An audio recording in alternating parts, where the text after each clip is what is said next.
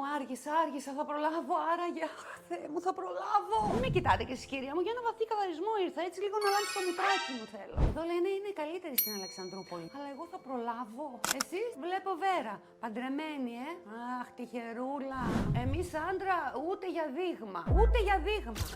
Κοιτάξτε εκείνη την κοπέλα, κούκλα, Αχ, που να βλέπετε και εμένα, βρε στα νιάτα μου. 2 μέτρα γυναίκα, όμορφη, αλλά μυαλό κουκούτσι. Μυαλό κουκούτσι, γι' αυτό έμεινε και στο ράφι. Α, σας παρακαλώ τώρα, political correct. Κούκλα είναι, τι είπα πια.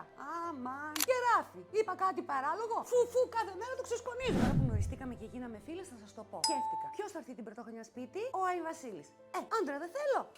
Αλλά προλαβαίνω τώρα να γίνω όμορφη. Μα το ξέρω, όλοι το λένε ότι εδώ άμα έρθεις, μία επίσκεψη και το δέρμα τσίτανε. Ανικό 20 χρονών, αλλά εγώ ξέρετε, θέλω να προλάβω τον Άι Βασίλη. Να το, με φωνάζουν. Καλή πρωτοχρονιά, θα σας στείλω και προσκλητήριο, έτσι. Άντε, γεια. Εσύ τι λες, θα το ρίξει τον Άι Βασίλη, κυρία? Άστα call to action, πάμε!